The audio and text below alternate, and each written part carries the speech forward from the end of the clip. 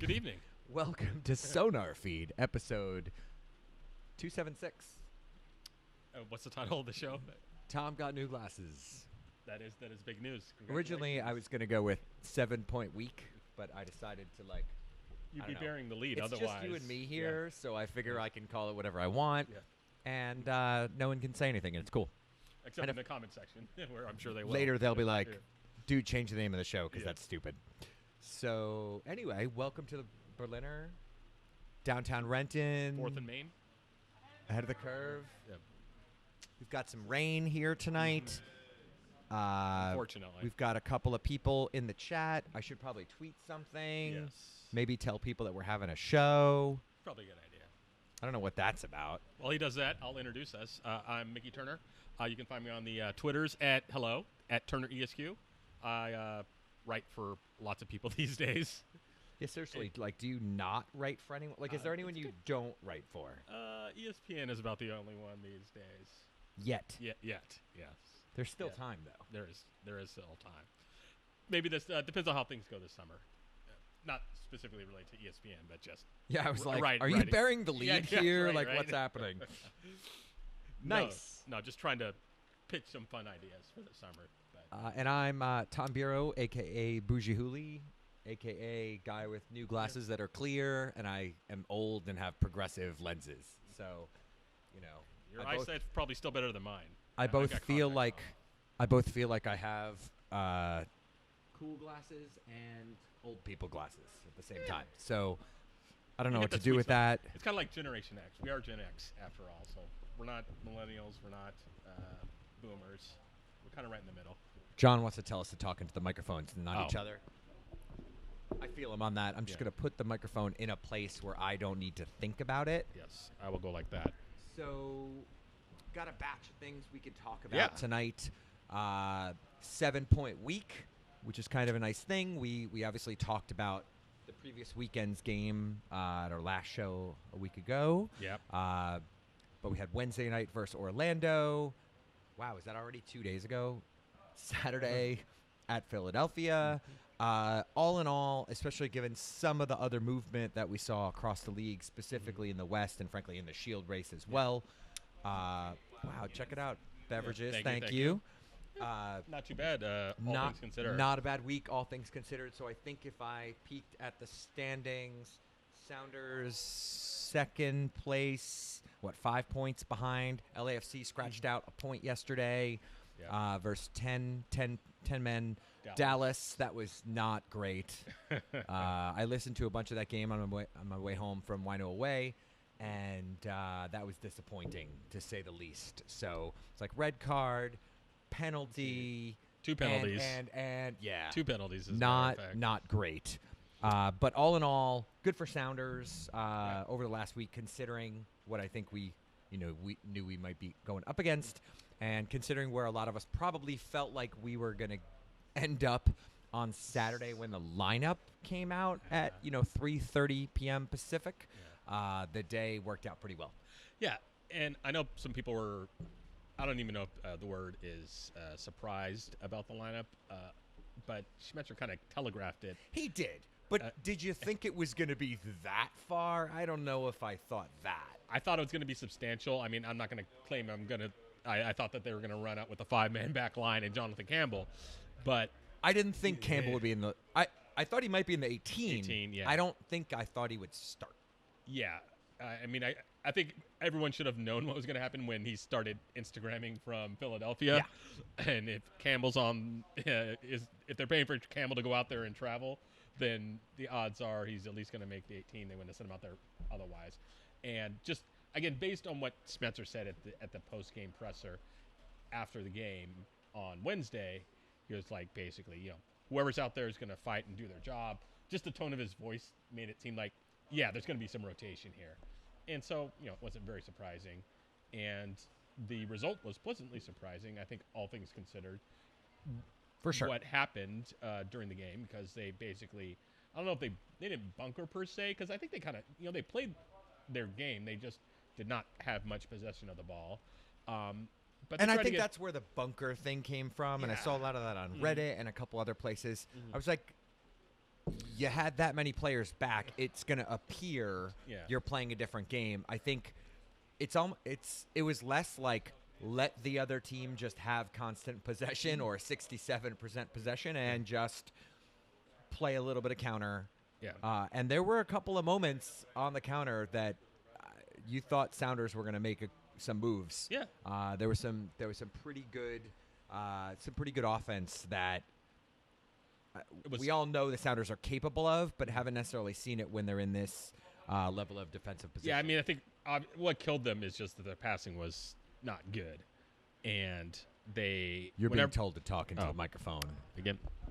I think what killed their ability to outright win the game was that their passing was just not very good, and there were numerous times when they took the ball over, caused a turnover, started a counter, and then they would get past midfield or even not that far, and they just turned the ball over, or the pass just wasn't good enough, and that basically when you're only getting 30 to 35% possession, and your passing percentage is relatively low, that's going to kill your ability to get a goal. And they just could not pass the ball really to save their lives. I mean, it wasn't awful, but it wasn't good, and that's basically what cost them the chance to win the game. But that being said, they got a very great result, and Philly only. It's not like Philly was peppering them with 30 shots or whatever. Yeah. They had a couple of good chances, very good. Munyanin, I can't even pronounce his name, had a good shot. Ilsinho killed them, and we can probably talk about this. Ilsinho was he tore the Sounders apart basically, and he was only in for 20, 25 minutes at the most. And boy, Nuhu was so lucky to be on the field. He should have by all rights been. That was an interesting one that been off the field. Yeah. You see a lot of that final warning stuff with people and this and that. That happened, and I was out in Yakima, and we'll talk about that a little bit later. But we're sitting there, and we're like, ooh, he's not going to survive much longer. And then they were like, oh, we're going to sub him off the field. Yeah. Yes. Yes. Do that, please. Yeah. I didn't think they were going to get the chance to because, agreed. As you said, he was on final warning, and then he got that one. Yep. Where I think it was Ilsinho who again just torched him the whole time he was in the game, and Nuhu just kind of stuck out his leg, didn't really make a move on the ball, and hip checked him basically. Yep. And I was surprised that he did not get sent off at that point, but. For Saunders' luck, I'm super he okay did not. with it. Yes. Let's not lose any more players for any more matches unnecessarily. Yeah. So. I mean, and the good thing, or the interesting thing, is that they did not sub Brad Smith in, even though he was there, which turned out that's fine. That's actually great. I mean, they gave him a game without gave someone some rest. Yeah, he's going to get 10 days of rest now, and he'll be ready to go for SKC. So. I'm not complaining about that. It was just an interesting decision on Schmetzer's part not to even give him a run out for I can't remember when Nuhu went out. I think around 75th minute, give or take.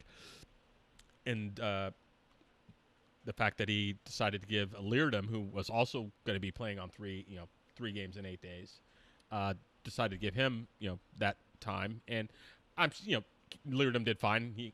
I'm sure on an emergency basis he could do a job at left back. So that's not the surprise. It's just interesting that they decided not to go with Smith. I think maybe they just wanted some more defensive, stalwartness. Well, Leardom had some time off because there was that whole miss a game. Yeah, he had a red card, so he was a little less. Just trying to balance that time off out. Absolutely. So just kind of digging in here because we're talking about the defenders. You had posted something. It says yesterday. Oh yeah, winners and losers. Winners and losers, and your subhead that I don't know if you wrote that or not, but I did not. Roman looking more and more like a starter. Yeah. Would love your 2 cents on that. I mean, I think he's going to need to be a starter because no one knows what the heck is up with Chad Marshall. So just as kind of and with Arriaga not being here until probably July, it sounds like. We've got 4 games until July. Dallas, SKC, Montreal. Then you got the break, and then you got Vancouver at the end of June. and that gets you to July, and then you still have 2 games at the beginning of that month. Yep. And then the Gold Cup and all the international tournaments finally get finished. So you won't. I think Jeremiah wrote in his story that conceivable you don't have your first choice team until Atlanta on July 14th or so. That sounds amazing. Yeah. I'm super excited for that. The week that Atlanta and then BVB and then Portland happens. Yeah. That is an excellent question. I'm not The question sure. is who scheduled that. But at least at that Taylor point, G at SoundersFC.com. Sorry, Taylor. But at least they'll be at that point. They will be full strength, so they will have knock on wood. Let's not have a month of trash, and we should talk about this 4-game stretch because again, like, was it the longest road stretch for Sounders? 4 straight away. 4 straight away. Think it may be. That Sounds about right. They've never had obviously issues with stadium construction or what have you that causes them to have to go on a 12 first game half of the season, 12-game road trip. So I don't know my my road trip history, but that sounds about right. But so they'll have their full strength team at the end of July, but at least we got a ways to go before that. So moving it back to the next month or so, they've got Roman Torres. He's going to be the man, I think, because they've only got right now 3 healthy center backs. Yeah. Torres, Kim Ki-hee, and Campbell, basically. Who's technically a center back. Yeah. Well, and we can talk about him as well. I mean, I think him in a... He was fine. Yes. I think in a 5-man back line, they can cover up whatever deficiencies he may have. And, he is an experienced center back, so, again, he was fine, so... Whatever issues are there can be covered up in a 5-back line. I'd be very worried about seeing him just paired up with Kim Ki-hee or Torres. And I know a lot of people were really down on him based on his Defiance time, and for good reason. He did not look good down there. But that may be just a function of what Defiance is at this point, more than his play. I mean, again, he's not an MLS first best 11, but he may be a replacement level center back who you plug in and is fine for a start or two. And that's where, there's something to the whole, play up, play down. Mm-hmm. If he shows up, he's not getting minutes, and then all of a sudden he's on Defiance, and Defiance are not great. No. And we should touch on them at some point tonight. But, there's something to just you not looking good either because you happen to be a part of that squad. So, when given a shot, steps in, was fine. Yeah. I made a ton of jokes all day that afternoon, but he was not any sort of problem, really, as the team goes. No, You're going to like get you yelled said. at for your microphone, by the way. Yes. Only like 900 comments about it in the chat. Yeah, so. he was absolutely fine, and I don't expect just making sure it's turned on. That would have been a problem. And he may get this may get him another start or two, and they may need to just because they don't have the personnel. Yeah. And you'd be very concerned about running Roman Torres out. Fortunately, I mean he could probably handle the next 2 games for sure because you've got full weeks of rest. But then you've got after Dallas, you've got Montreal midweek, and that may be a little tough for him. And that game is on June 5th, so we're talking like 2.5 weeks or so. I don't even know when that is. Yes. It's not far away. Might as well be like a month from now. Yeah. Maybe. It's like it'd be better for the Sounders if it was. I mean, that game's really unfortunate. I'm going to just break my microphone here while we're sitting here. So, cool. Yeah, that Montreal game, the timing is very unfortunate because it's during the international break, which means you have to release your players unless you can negotiate, some type of deal. And so that's the game. That's going to be the killer game because at that point, again, according to the Jeremiah story, they could be down between 10 and 12 players. And I can't talk any closer to the microphone, so. You can't, but I'm just going to unless you want me to eat it. I mean, you could do that. I prefer not to. I'm not sure that's the ideal situation. No. But So, I mean, I think Torres he'll get the start in the next 2 games, assuming he's otherwise fit. He's looked much fitter just from a, conditioning standpoint. And I think Nico Moreno did a story maybe like a month ago when maybe it might have been right after his he had the bad start against LAFC and then he had the good start. Yep. So I think it may have been after the good start where he was able to play well, and I think he had a start basically saying that Torres was doing like extra fitness, going to the gym late at night, stuff like that. So and we he realized touched on it last week. I mean, even like the photo of him in the story on Sounder and Heart, like you can straight up see it. Yeah.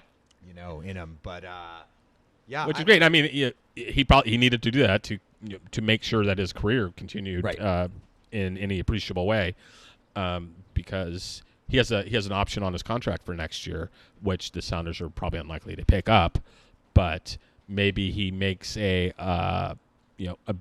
makes enough of a statement that they decide they want to, especially if Chad Marshall is no longer here. So let's not talk about that. You're banned. Yes, I am kind of a worst case scenario guy. Skip ahead. So anything else kind of working backwards here from Saturday? Anything else on the field that you saw or things you heard afterwards?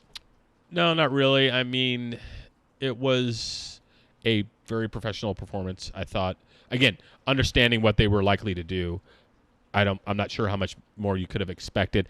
It was unfortunate that Rui Diaz didn't really have much ability to influence. He was only in for 10 minutes, so unless he just had a moment of magic, it was always going to be difficult, especially with the lineup they ran out. Yeah. And the fact that they weren't having much of the possession, plus the fact they were probably very tired, and plus the fact that Philly was at home and was going to push. It was going to be difficult for him to do that in 10 minutes. And you can understand why Schmetzer didn't bring him in and say this 70th minute or the 65th minute, because just kind of how the game was going out. So no problems at all with the decision and the roster, and certainly no problem with the result. It was definitely a tie that feels like a win, as they like to say. Yeah, again, like good team away. Mm-hmm. Short rest. Yeah, like other cross side country of the country, flight. So a midweek game. Yeah, like so many factors. Given how I think people felt when they looked at the lineup, not that you're not confident in your team or your coach, whatever, but you never know. Like it's not like they were playing a garbage side and they put out a middling lineup. Like you put out oh wow, that's the lineup, and you got a 0-0 draw.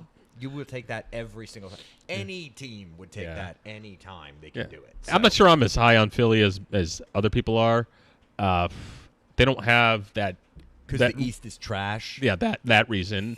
And they don't really have that one game breaker like a Rui Diaz or a Nico Ladero. They've got a bunch of solid guys and some really quality youth players. But they don't have that guy who's you think is going to take them over the top. Maybe they get through the East and they make a semifinal run or something like that. But they've still got Atlanta, who is running up the charts now, and the Red Bulls will probably be there. So it's I think they'll be towards the top of the East, but that's not saying a whole lot. I think at this point towards the top of the East. Apparently, my microphone may or may not be off. No one's really sure. We'll find out soon. I'm going to unplug it and plug it back in. So I think that was mostly it from the game. Didn't see much of ECS because there were no goals scored, so they didn't really show many pictures. How was the early, and then like right at the end of the game, you saw folks. So it was actually a pretty decent crowd.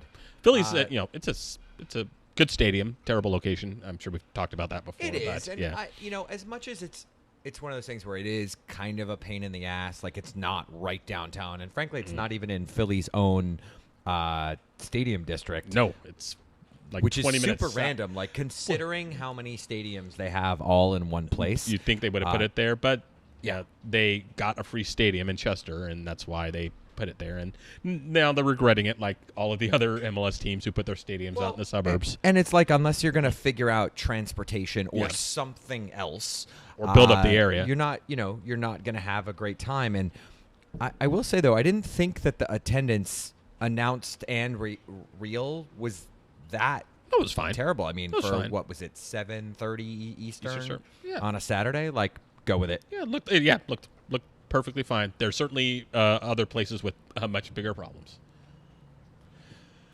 Some of which we can all talk about, I'm sure. But moving on. Yeah, so we'll move on to a different subject. So let's back up to Wednesday night. Actually, no. Let's touch on Saturday. So we had Wino Away. Oh, yes. Out in lovely Yakima. It was actually temperate Yakima. So shout out to the Drysiders for hosting their usual bars under renovation. Which is unfortunate because I like that bar. It's a good spot, Yeah. and had worked some magic with Hop Nation to do some cool things at the brewery. Actually had a brat and like nachos and all sorts of things bar. So we all had a pretty good time. Nice. So good spot, good turnout. It wasn't 97 degrees, like blazing. So not quite like the August-ish time frames that you see sometimes. No, it was good. Had a lot of fun. Pretty good crowd. Great group of locals. There was actually a gentleman named Alvin that came out from Bremerton, and his brother lives out that way. He's from out that way, and his brother lives out that way.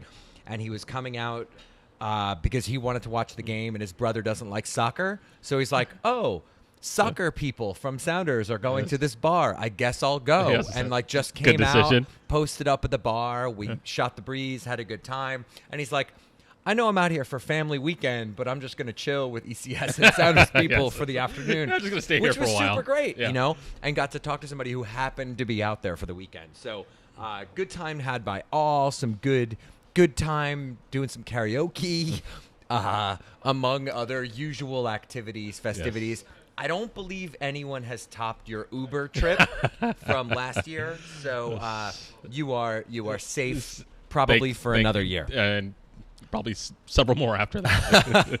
So it'll be a hot minute, but no, it was good. It was a good time, and honestly, I think I'd probably pop out there again later on in the year for another away viewing. Yeah, just for the hell of it. They put on a good show, good crew. Eileen's commenting in the chat, about playing board games, going to Lotus Room, which is where karaoke was. Yes. Lotus Room, there is no way we are within the fire code. I'm sorry to blow up their spot, but that's probably in like their Yelp reviews. Like you're in there and you're like, I physically can't move at all to get to the bathroom. Yeah, and it's a big space. I mean, the whole space is big. The whole thing is big. But the way it's set up is it's not really conducive to like humanity.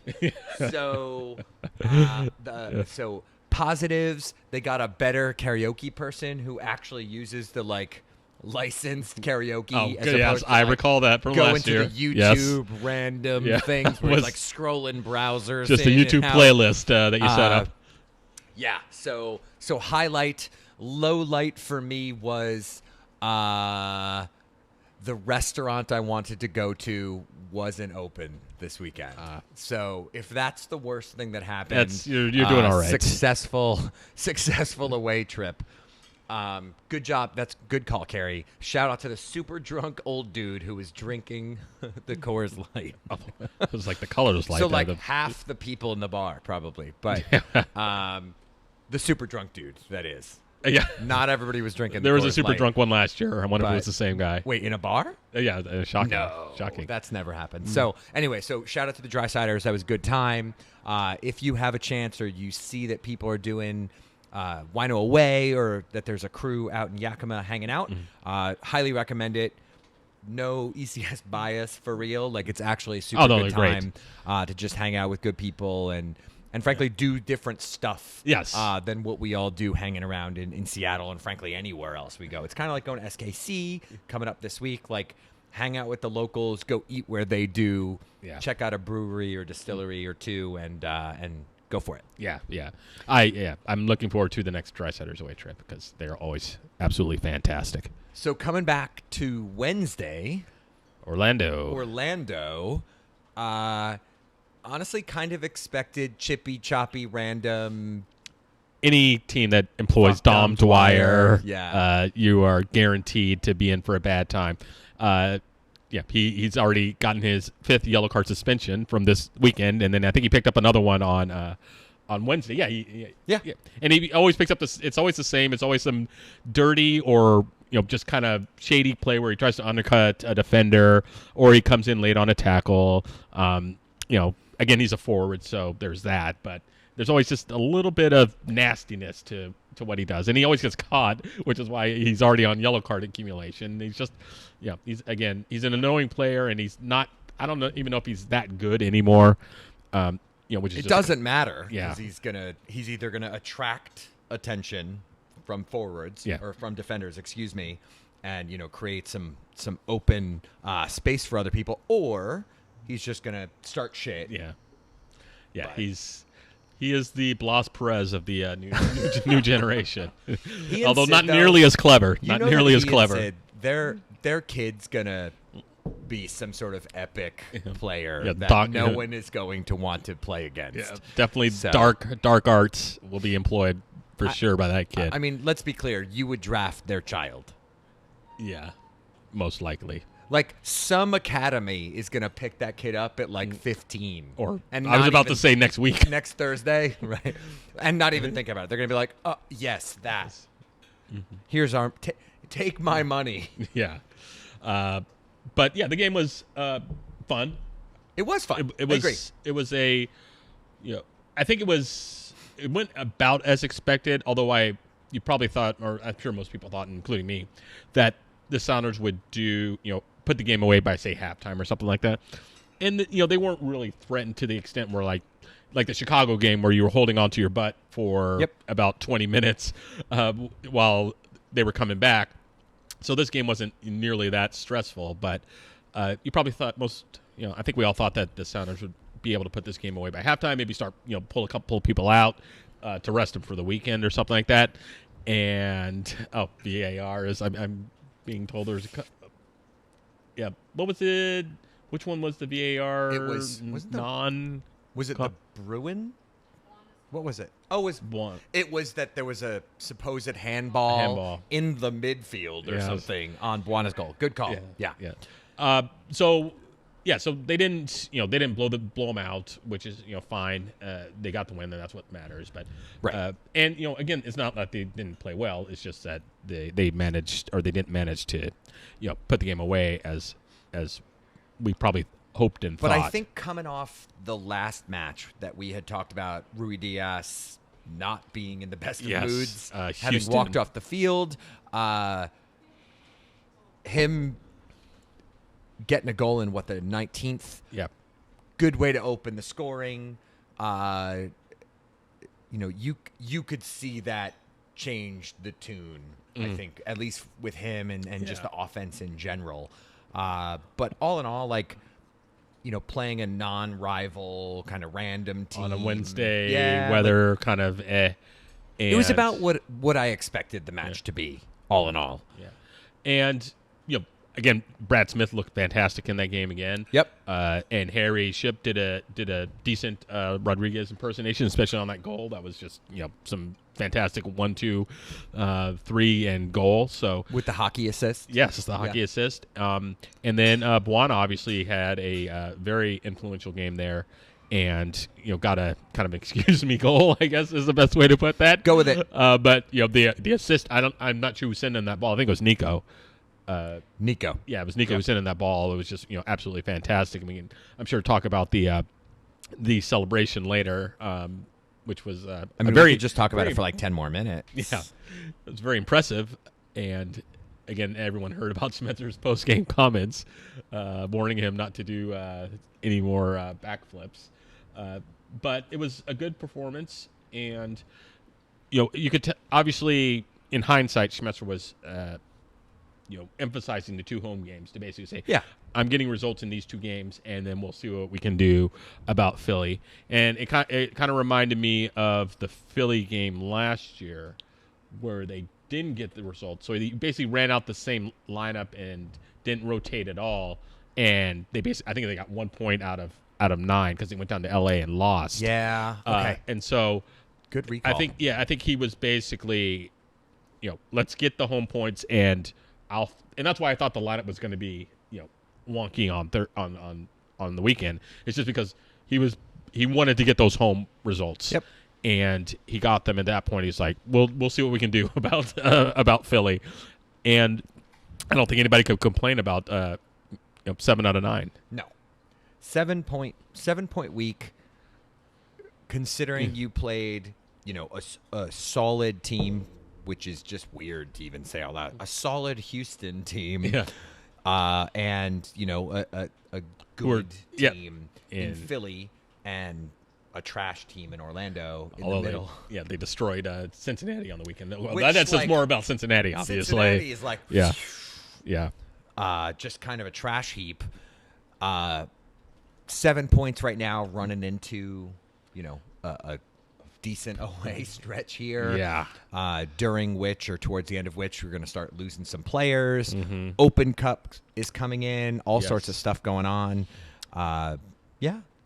Absolutely nothing to complain about this week. And I think, we haven't talked about SKC specifically so much, so maybe this is a good point too.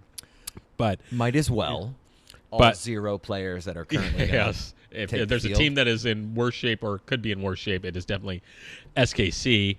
They had to sign a player under the MLS hardship exemption, which basically means even though that the transfer window is closed, you can bring up players from USL if you can't field more than 14 outfield players, and they're certainly well under that. And so they brought up a guy from USL just to basically sit on the bench, and then they go out against Vancouver and they lose another player short term. Although I wouldn't be surprised if Nemeth gets a secondary suspension on that, because that was an absolute horror tackle he got.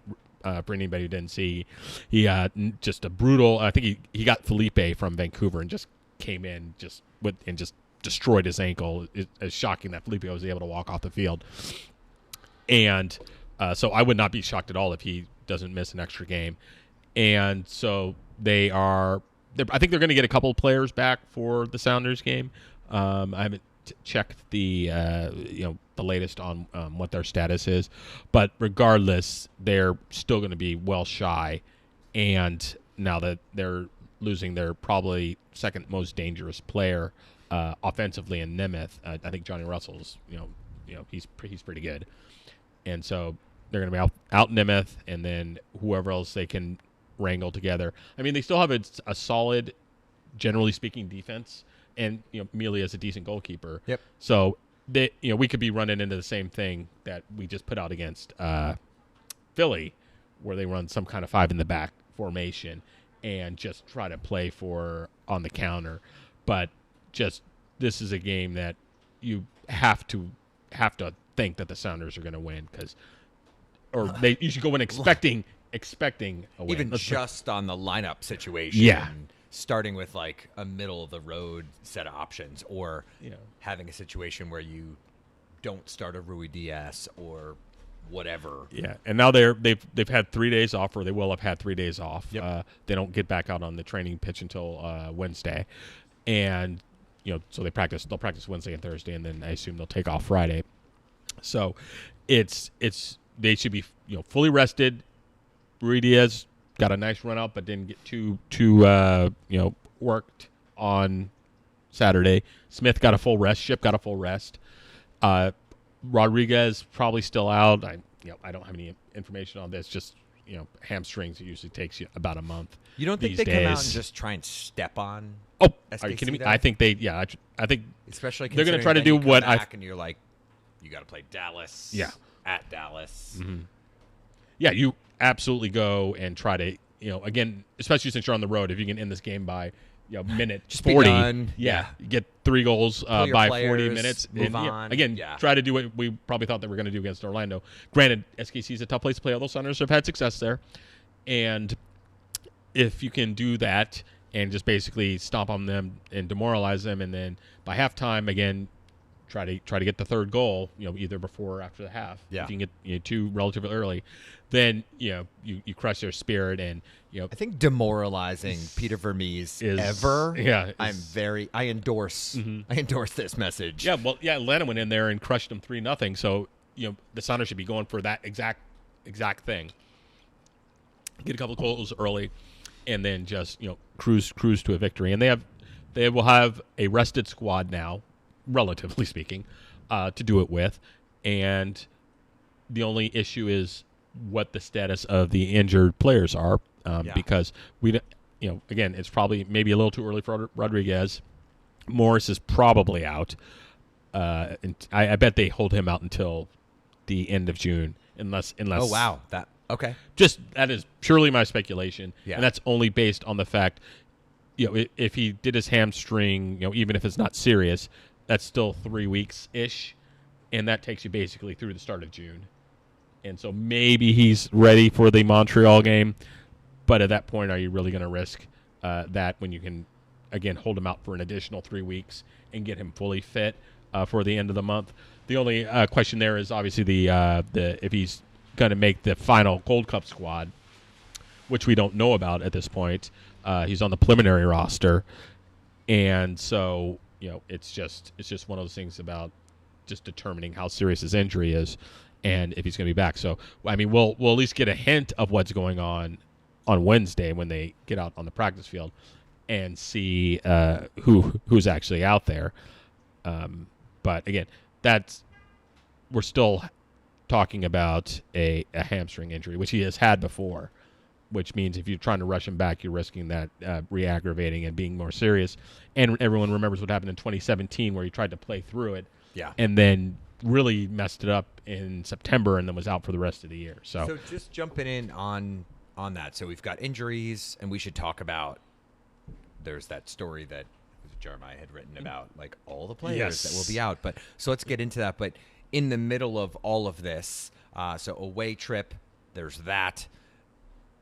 There's this U.S. Open Cup thing that's coming. What was the dates? June 11th through 14th. 11th. So give or take a day. Sounders. So this past weekend at Philly, next weekend at SKC, the following weekend at Dallas. The following what was it? Wednesday at Montreal, and then you're finally off, and then Open Cup the following week. Mm-hmm. That's a lot. It's a lot of games in a short period. I mean, obviously, the game that would get the short shrift out of all that is going to be the Open Cup. Yeah. At least from a roster perspective. But they will have a long break during that time, so the players that are here I think they're going to want those minutes to, number one, keep sharp, and number two, impress the coaching staff. Well, and that's where I think, again, feeling confident going into SKC this week, and then maybe depending on what happens the following week in Dallas, like, that's where you start to see maybe some balance appear, with who's going to still be on the roster or who's not. Yeah, but I mean, it's brutal. Going into this international absolutely duty, brutal. We're talking about Arriaga playing on Ecuador's roster. Yeah. Rui Diaz, Torres, which is a weird supposedly, Ladero, Christian, Jordan is hurt. Yes, that one's up in the air. So I would that go keep for that a way second. well up in the air. Svensson, maybe. Brad Smith. I mean, you would think based on his play he would get in, but he hasn't gotten in previously. And the comment here was he misses one game potentially is the most realistic. Yeah. Kim Ki-hee. He's similar. He's played Same well, but deal. hasn't gotten called in yet. Joven, haven't seen him, but he's as good as gone. And then Nuhu and Dellum. Dellum's certainly gone because he's our captain basically. And then Nuhu, I think they were talking about him for the under-23s or something like that. So he's probably gone too. So it's just the June 5th game is going to be horrible, and So you're saying that U.S. Open Cup game should be just amazing. Yeah. So Cam Weaver is back. It could be one of those. Is Hurt Gomez available? And then I'm also worried about the June 29th game, I think it is. The Vancouver game. Yeah. Because they're still going to be – they'll have a couple of those players back, but they're not going to have all of them, especially if some of those teams make deep runs. And that'd be a kick in the pants to lose that at home and lose Cascadia Cup. Let's not do that. Yeah, or be behind the 8 ball on Cascadia Cup because you're fielding a team at 40 or 50% strength just because of scheduling, essentially, and timing. Yeah, that's the kind of stuff that it's one of those. Oh, you look at it and you're, there's a great little break there. Half our team got called into their international roster. Oh, and the other half injured. Yeah. Great. So, again, at least they're relatively, again, knock on wood, healthy at this point. And by that time they should be, because they won't be playing games. And it's one of the consequences of playing through the summer is in years like this, you're going to run into major problems because MLS, they can't take the entire month off based on, especially because they've compressed the schedule so much as it is. So it's definitely, there's basically 2 games that you really got to be worried about where you're really going to just be under it, which is the June 5th one, Montreal, and that July one, or that June 29th one could be nasty as well. Worst case scenario, you could also be under it for the 2 July matches away in New York and Columbus. This is just one of those things where I'm like, you compressed the schedule this year and ended the season early, and you put a ton of teams in this position. Yeah. Yeah, I mean, like, it looks good, but like, do you care about the US Open Cup? I know that's not what you do, MLS, but like, players do, fans do, clubs do, It just seems super, super short-sighted, like every single time this happens. And this is 100% a function of the schedule that MLS plays. Yeah. I mean, there's a lot of issue, aside from, winter calendar, which I'm not even going to go into, but just there's a lot of weird things they do, decisions they make about the schedule, just generally speaking. And again, I think getting out of the way of, December MLS Cups is good. That's For great. Sure. You don't want to go to Toronto in December? That is a hard pass. Weird. And so that's great. And as a consequence, you're going to have some more midweek games, and I think everyone understands that's the case. There aren't enough weekends in the year otherwise to get a full season in. For sure. But the way that they schedule some of these things, and the way that they schedule some teams, scheduling Chicago with like 8 games before June at home. Same with Columbus, and it's just, why are you doing things like that? It just doesn't make a whole lot of sense, and it's tough to understand their reasoning, just generally speaking. But yeah, again, it's something that they have to live with, given the fact that they play during the summer. Which I have no complaints about, because Seattle is the best place to be, especially in the summer. Is not much better than hanging out in June or July when it's 75 degrees outside and being outside and watching a game. But, it's just, they make some weird decisions about that kind of stuff. And unfortunately, it's either this or you start moving towards games in late January, early February, and start sending teams on like Montreal on long road trips to start the year. And so, it's kind of, it'll be cool. You pick your poison there. Teams, and it'll be fine. We'll be playing every 3 days, and they'll compress the schedule to be like April through September. Just keep playing, constantly. You might have to expand the rosters for slight roster expansion might be necessary. It'll be like that, that good chunk of the Major League Baseball season where it's like, oh, who's that person that we'll never see again? They're brought up for the day, basically. And like literally. Yeah. So total random left field. Our fine friends from Commerce City, Colorado. Yes. Congratulations are in order. Successfully defeated a team from Carson, California. In Carson, as it were. Go Colorado, I guess. I don't know. Yeah, I watched the game, or most of it anyway. I think they're playing at the same time as somebody else. And yeah, the that other was LA team. Yeah. Was it the other? Oh yeah, they're playing Dallas, which is super weird. I'm like, yeah. Maybe TV people should have thought that one through. Well, and to just get off on another tangent about the scheduling, it's like Orlando played at 3:00 in June, or in nearly June, and it was you're like 91 and "Hi." like 104 humidity or something. It's like, what are you doing playing this game at this point? They didn't think about that at all. And there's no reason for it because they have their own stadium, so it's not like they're slaves to NFL scheduling or anything like that. And the game wasn't on national TV, so they weren't restricted by whatever ESPN or Fox wanted to. So they just decided that was a good time to play that game. Well, it's usually right when the thunderstorms show up, so they figured that cool down. maybe the game would just get canceled, and then they wouldn't lose. And then they did. Yes, Defeat someone. Yes, and then by a lot of goals. But no one was there to see it, and so that game probably had like 5,000 people there, just because. Was it you're that not going to go? That I might be overstating. I don't think I would go to a sporting event in Orlando between 1 and 6. Yeah, For like 8 months of the year. It makes no sense whatsoever. Again, my complaint about MLS scheduling. It's just, why would you have play that game right there when there's no reason to? But anyway, that's a tangent. But yes, so Colorado, that's an MLS thing, and they actually they deserve to win. They probably should have had three goals in that game, and LA is mediocre, I believe, this year.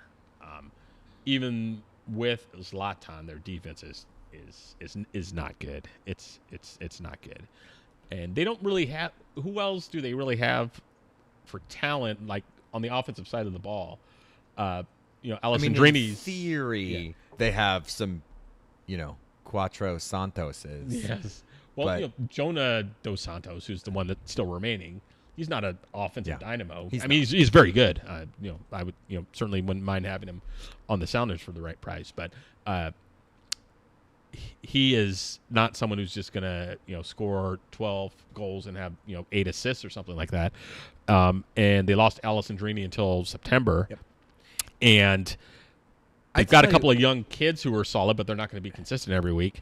And Leggett, very handsome fellow, but kind of up and down as a soccer player. So besides Zlatan, who do you really have at this point? It's really weird that they went from Giovanni being a really pretty solid player for them. Yeah, 2015. Brother comes in. They both become not good together. And then look who you kept. Well, It just is weird. The whole thing.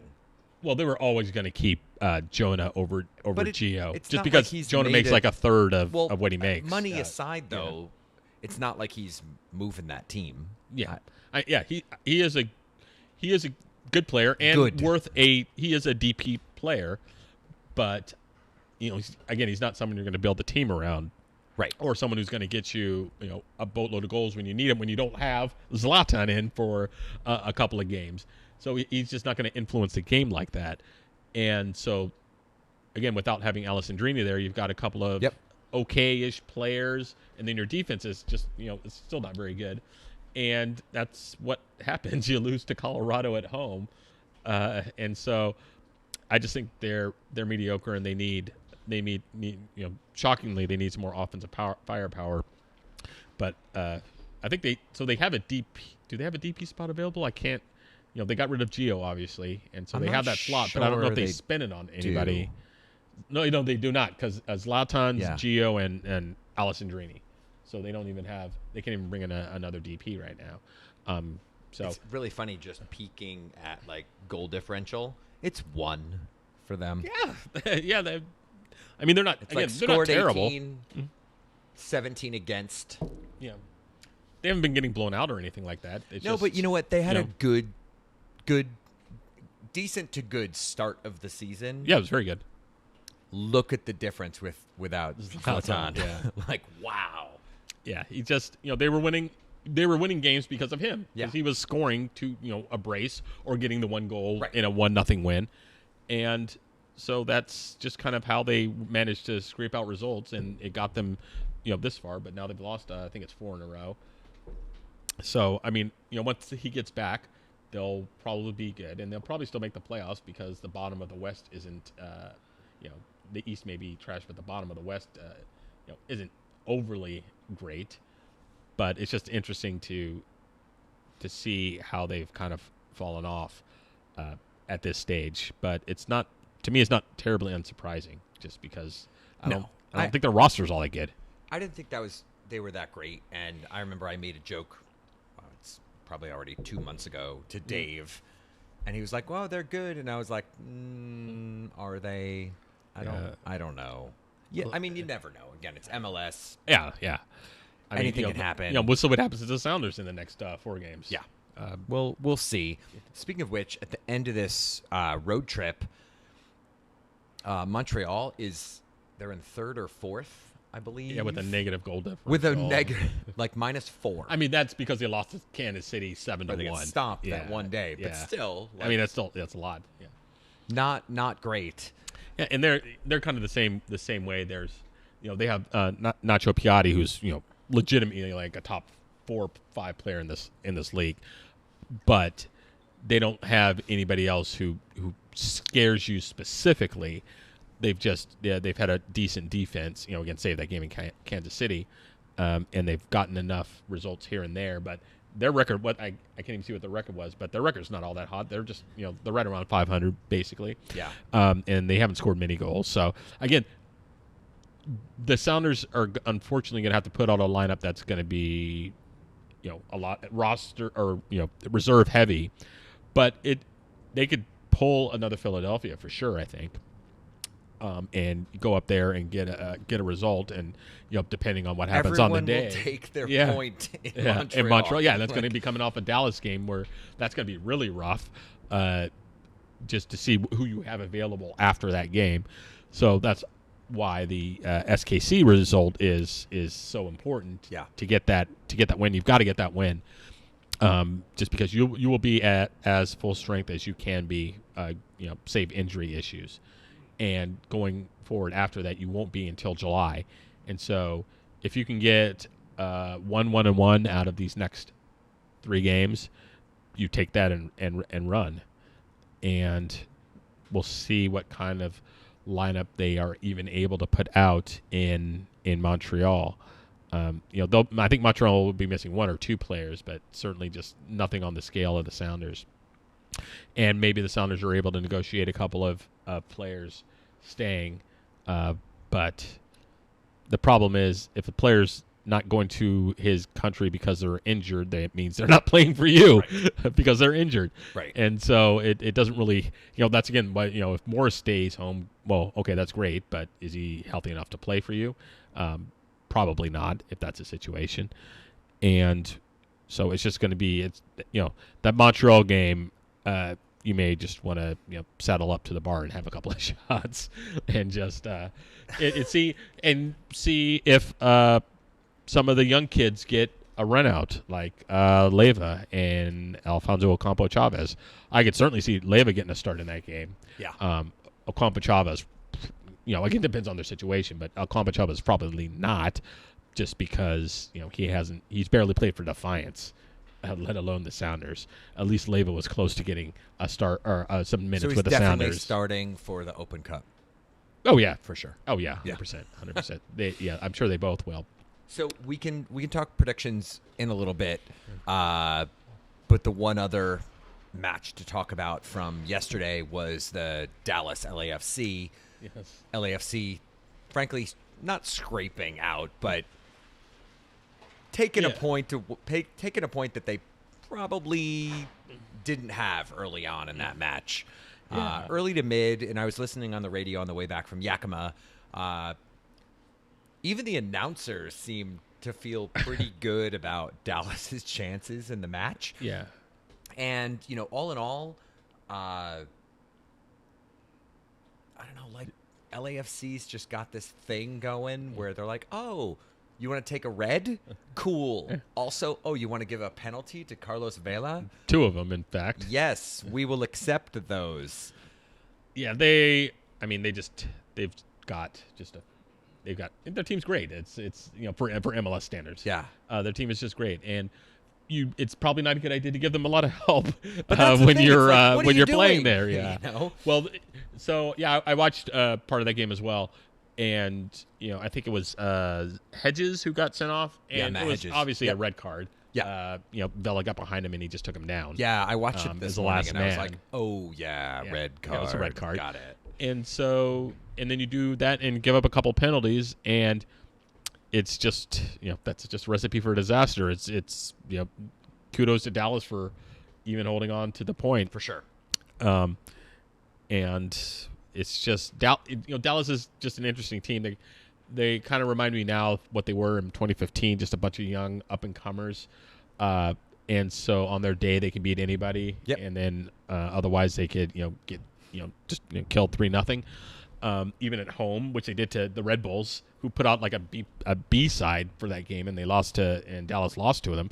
So that gives you some hope that the Sounders could do the same, because they're just they're inconsistent, and you just don't know what you're necessarily going to get out of them. But they're so talented and young, and just it's just tough to But the tough Soccer to gauge. Hall of Fame is in their Oh. stadium. Yeah, Let's talk about that more. I would prefer not to. Every That's- 6 minutes if you watch a broadcast. Yeah, I don't know. LAFC, like, it's not like, good teams in leagues, frankly, any league, that is getting the benefit of the doubt. Like, they're scarily, like, earning it home and away. It's really interesting to see just, like, consistency year over year. Yeah. In a league with, there's definitely haves and have-nots, but there's still parity, too, like, at some level. We're going to see it probably in the next month or so. Yeah. It basically forced parity, roster sizes, schedule, and international. Playing over international breaks. That's an equalizer, and not other leagues don't have that. The Premier League, you're not going to, fixture congestion is a thing there too, For sure. but you've got the rosters to cover for that, and then the Man Cities have the talent to cover for that. And it's just it's kind of the old saying, 1 through 12 or 13 in MLS can go up against many leagues around the world, but 13 to 18, it's just like it's just not the same at all. So it's the parity again is going to rear its head, and I'll be interested to see how the Sounders deal with it this time around, because obviously we've seen over the last 5 years or so just the injuries just kill a portion of their season, not their entire season obviously, but it just kills their momentum. They either get off to a terrible start like the last couple of years, or they get off to a great start like in 2015, and then red card wedding happens, and then suspensions, and then Gold Cup, and then the Sounders only win 1 game in 10 over that season. And they since that, or I should say before that point, they were kind of here and there, but 2014 is obviously the season that everyone remembers because they were pretty fantastic most of the year. They had a couple of slumps, but nothing like we experienced 2015 through last year as far as just sustained bad play. And so this next 6-week stretch, I think, basically will define what their season will look like. Not because I think they're going to struggle to make the playoffs or anything, but it will define whether they're able to challenge for a supporter shield, because LAFC is kind of man-sitting things right now. Yeah. And if the Sounders, only win 1 game out of their next 6, then obviously the supporter shield's going to be likely out of the question. Because it's unlikely that LAFC is going to have one of those major slumps that would let you be dragged or drag them back into a race.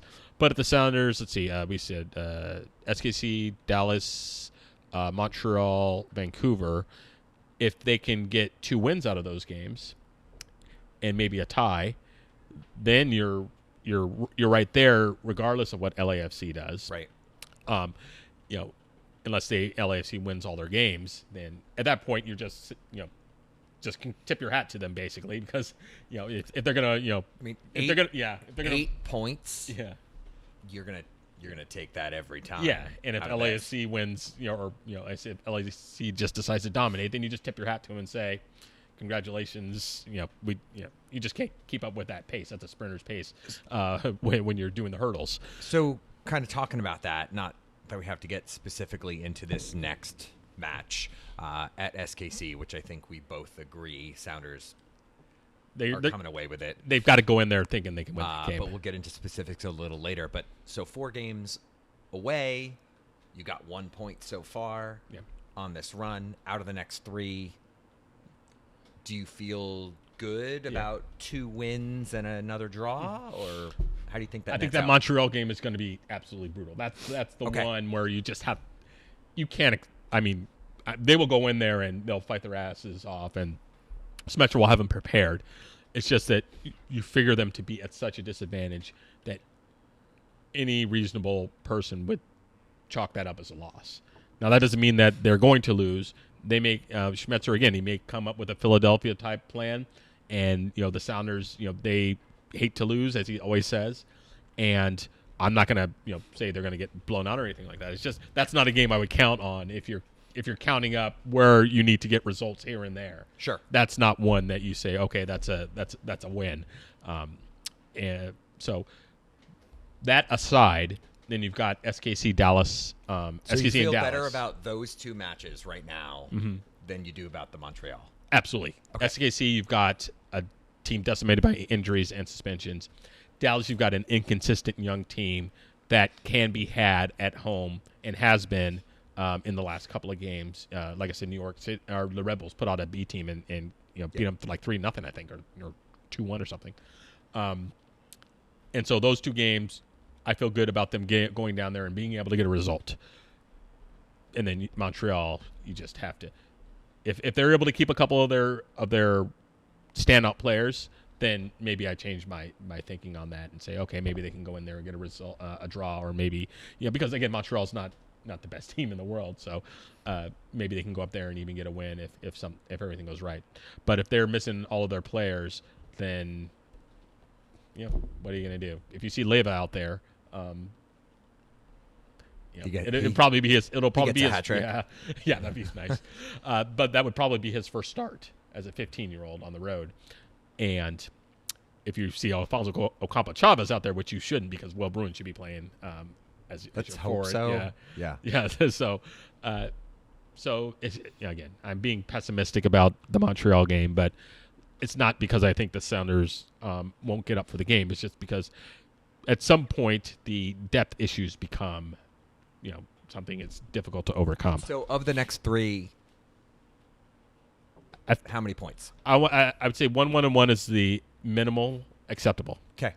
You beat Kansas City, you tie Dallas, you lose to Montreal. Considering some of the comments in the article on Sounder at Heart about this, there was a lot of 4 points would be a good amount of points to get on this run. I think Sounders come home with, you don't want 4 with 1 more win and a couple of losses, because I do think there's something demoralizing about a couple losses on a trip like this.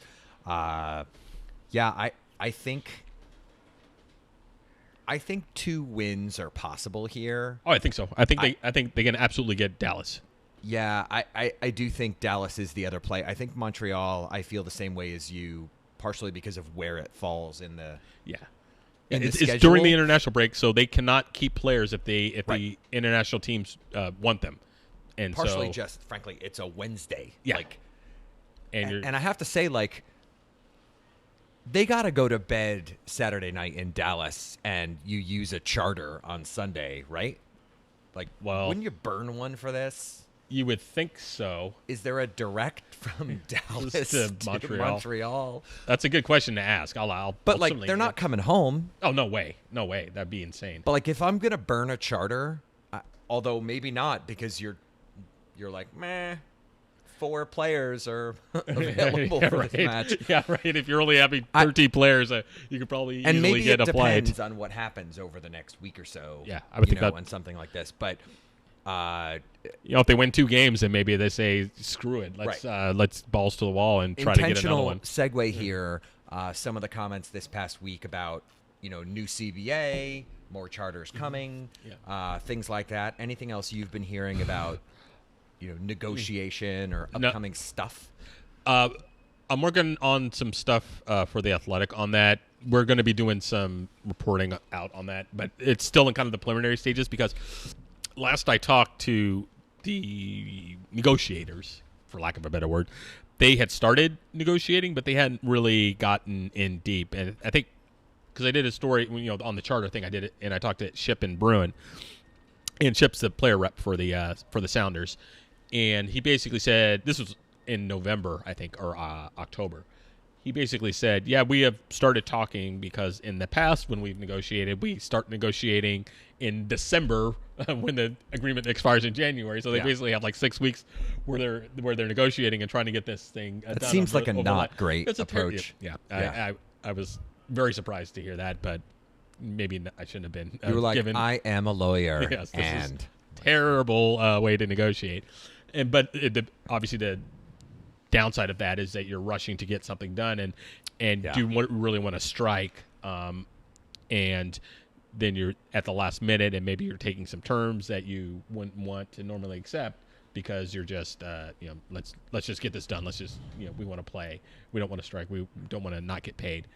And so this they had started talking when I talked to Ship in November, but from what I've heard, that things haven't really advanced very far since that point, and so I don't know exactly what's going on with that, but that is something I will be working on, touching on very soon because it's summer almost now, right? And the agreement's up in 6 months essentially, and they've got this is an important CBA. I mean, they're all important, but the last one felt important.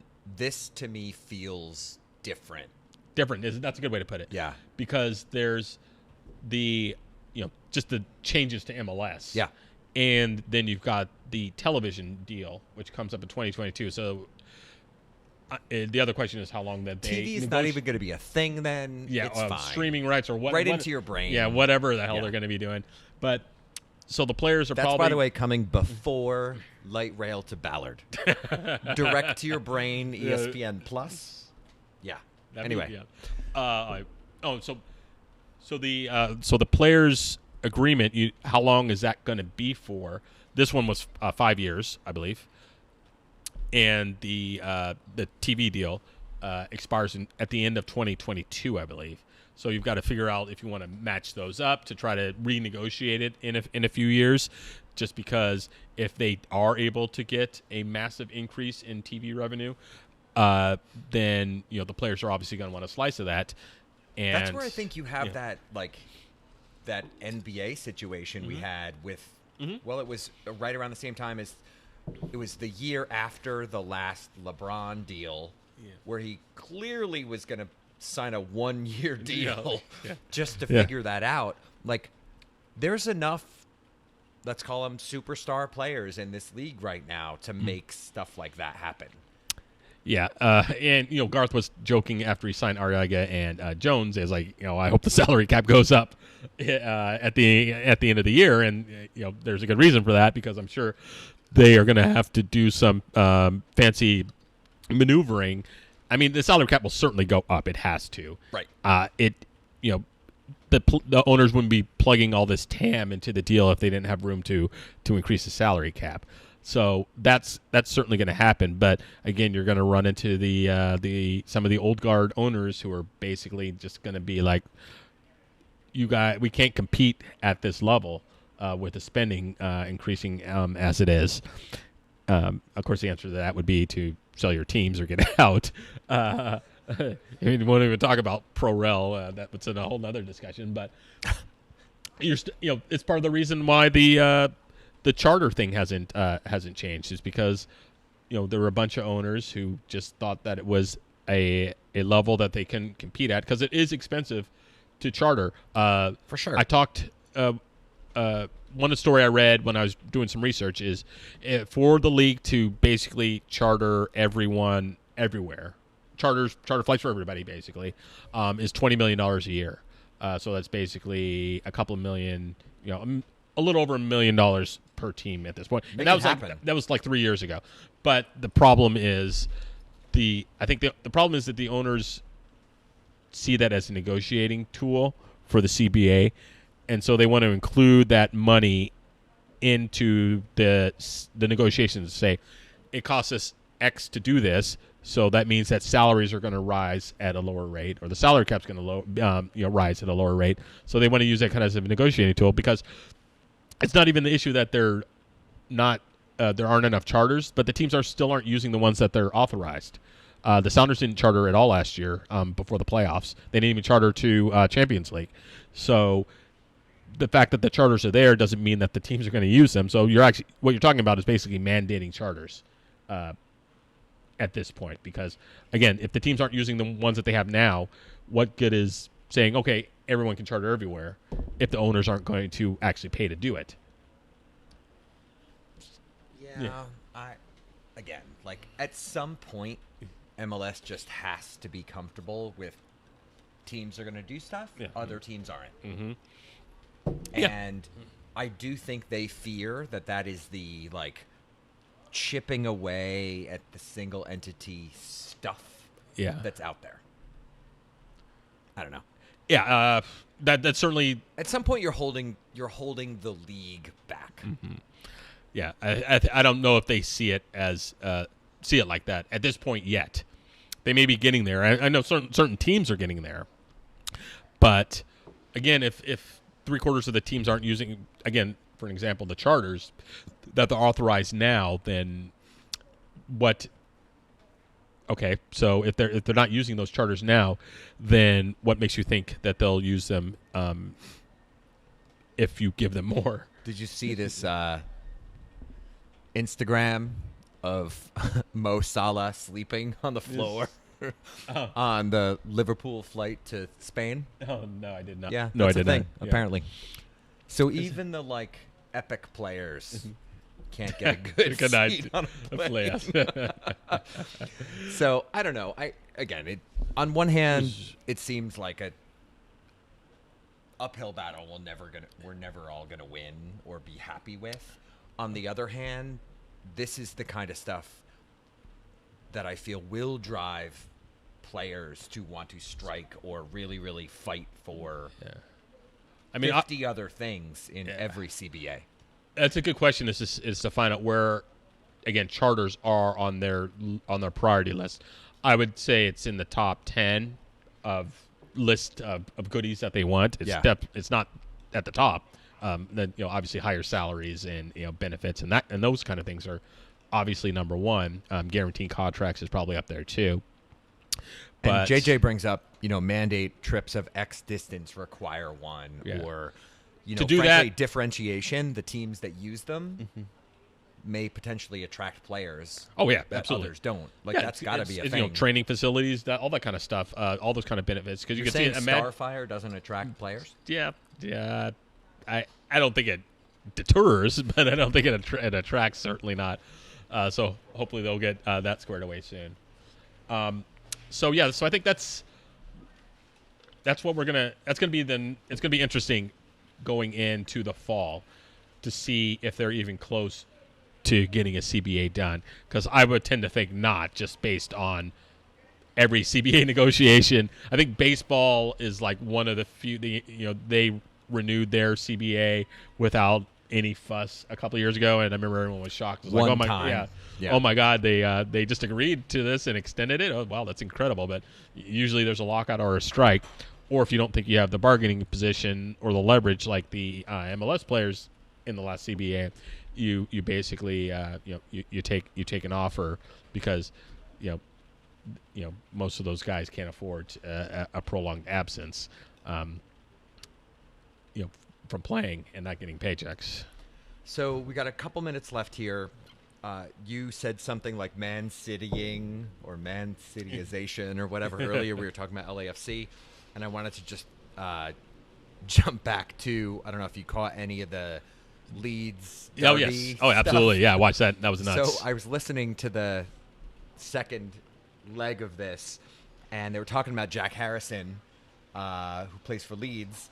And former NYCFC player. One of the announcers actually said, Jack Harrison used to play for Man City's team in MLS, which I was like, that's the least thing that NYCFC would ever want said about it, but it is 100% accurate. He's actually had a good year for them on loan. I heard some crazy, again, some crazy rumor that they're putting a sale price on him around $20 million. Jack Harrison? Yeah, he has had a good year for Leeds, but whether it's probably just one of in the sun or something like that. But I think there's going to be a market for him if Man City doesn't think that he's going to make the grade there, which he probably isn't. But that's still pretty impressive that he's had a solid year in the championship, which most people still think is a level above MLS. So he could have another year in the championship, hanging out. Yeah, at Leeds again. Yes. Yeah. I have like 50 jokes, and I just don't want to make them right now, so I'm going to let it go. Anyway, so we got a match coming up this weekend. Yes. Straight up predictions, score. Yeah. I was trying to think of a road game that the Sounders have had when they were running well, which I think matches up to this, and I can't think of anyone in particular, but this seems to me to be because they the only reason I'm not predicting like a 4-1 blowout is because they just haven't had their full roster together and playing consistently for the last month or so. If this was if SKC was in the shape they were in now, and this was one of the Sounders' first 3 or 4 games where they didn't even have to change the lineup, then I would say probably this could be like a 4-1 win. But given that there's still some iffy, there's some question marks about who will be available. We expect obviously Rui Diaz will start while Nico playing, and probably Ship and Orbuana in the midfield, and then you got Roldan and Dellum probably, and then you probably got the back 4 with Torres, Kim, Smith, and Leardom. So, based on that, I think this is a 2-0 win. Maybe they get the third, but I think they should win, and they should be fairly comfortable in doing so. If Rodriguez or Svensson's back, then maybe I would be more confident in a blowout. So I'm gonna say 2-0 at this point. I think 2's a good, not even conservative. It's a smart smart option here. There's a part of me that wants like 1-0 95th minute Torres header, like just some ugly thing. But no, I would say 2-0. 2-0, like even like 3-1, like some stupid thing happens, whatever. At the end of the day, like you can never count teams out. Yeah, especially a Peter Vermes team. Yeah, like dude knows what he's doing. Yeah. Actually has some decent like kids. On the roster. Mm-hmm. You never really know, and I think to your point, like there are so many factors in play: injuries, random stuff that shows up on Wednesday that we didn't know was going to happen. Exactly. Whatever it is, long road trip. Frankly, success or decent outcome this past weekend in Philadelphia. Like Schmetzer's like, you know what? Maybe we need to play our cards a little bit more conservatively. For a couple weeks. Yeah, like a lot of things in play here. It is, I will say, not that I don't always feel like there isn't the 93rd minute stunner available in SKC away. Because it is. This is the first time I think an away SKC match I've felt confident. Like, not just I love Sounders, etc., but like truly feel pretty good about going into this match all around. Yeah, I think, again, they are the clear favorites in this game. And so I expect that, Schmetzer will set up his team to try to get the early goals and to try to put this game away, and to demoralize SKC. Given they're probably feeling a bit sorry for themselves, giving up a last second goal to Vancouver. Yeah, and so they're probably not in the best space. And with the suspensions and injuries, if you can get 2 goals early, then that's probably it. But again, they probably will have a couple of players back. We'll see. I think Zuzi is probably close to being back, and they have Beasler, who's solid in the back. Amelia can stand on his head. You don't know if that's going to happen, and pitch a shutout or something like that, or only give up one goal. So yeah, I think it's prime for them to go in there and get a result. They have had success at Sporting Park and against SKC on the road in general. So again, I think they're the favorites. They should go in there expecting to win and going for it. So any other thoughts on our Western friends to the north and south who are both below the line right now? Do you think they both could stay there? I don't think Portland will stay there. I mean, once they get the home run. Yeah, I mean, I'm looking at the record. It's 3-2-6 looks like, or 3-6-2, depending on whose data. Yeah, 3 wins, 6 losses, and a couple of ties, and that's not a. It's not a great home. -8. Yeah, but it's all on the road, so that's not a terrible road record in this league, especially if you play as well as they typically do at home. So they've got 11 points now. They have 17 home games left. If they win 11 of those, this looks very different. Yeah, if they win 11 of those home games, that's 33 points, and then you add that to the 11, and you're right around 45 points, which will probably get you into the 7th spot. So it's, again, unless they are set for a terrible season, and this is just indicative of their overall play. A SCUSA season? Yes, a SCUSA season. So unless this is indicative of their just record going forward, you got to figure that they'll make the playoffs. Vancouver is actually, they haven't been terrible either. 3? Yeah, they got 6 losses. That's a lot. But they got a result in Kansas City. They're not scoring though. I mean, 12 goals. Yeah, that's pretty crazy. But only have allowed 16. Yeah. So again, they're not having a terrible season, but it's just their ceiling is much lower. It would be my thought, because they have had a number of home games, and but that's Timbers just 16. That's 16 in American goals. Is that what that is? Yes. What's the translation? Yes. I can't figure that out. Anyway. Yeah. Oh, but the other thing is Portland. They just signed a DP for big money, and he came in and scored a goal right away. So again, that's another reason why you think Portland's going to shoot up the standings as well. So Vancouver, again, they do not have nearly the ceiling. And again, not knowing who they have aside from the home game run that they're going to get to play, not knowing who's in their next 4 to 6 matches. Yeah. I think they only have one more away game before they start their your home stretch. Guesstimate is at least one of them end up above the line. Yeah, I think Portland does for sure. Cool. Any other last-minute thoughts, predictions, comments? Now, it's difficult we need to see what they look like at practice. And see who's there.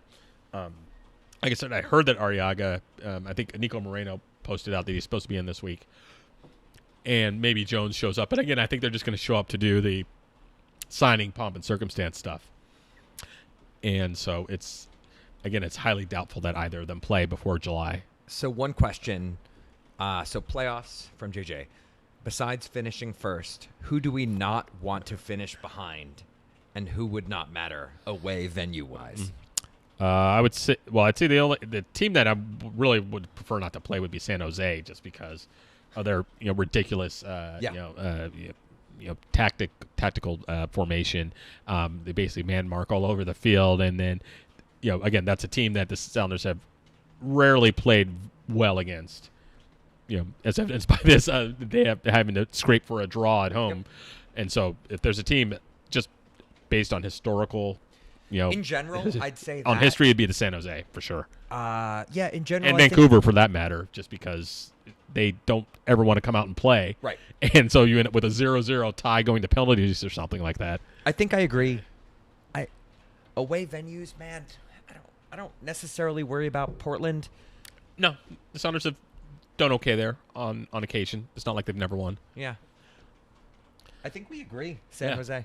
Yeah, I think it's San Jose for sure. Fuck those guys. Yeah. Anyway, we got a couple minutes left. We'll give them back tonight, so we will not be here next week. Monday night is Memorial Day. Yes. Monday's Memorial Day, so we'll be back 2 weeks out. We'll be talking about 3 games then? Three games. Yeah, 3 games. 3 games. So we'll be back a couple weeks from now. So thanks for joining us here at the Berliner Pub or on YouTube. Have a fine rest of your week. See you in a few days.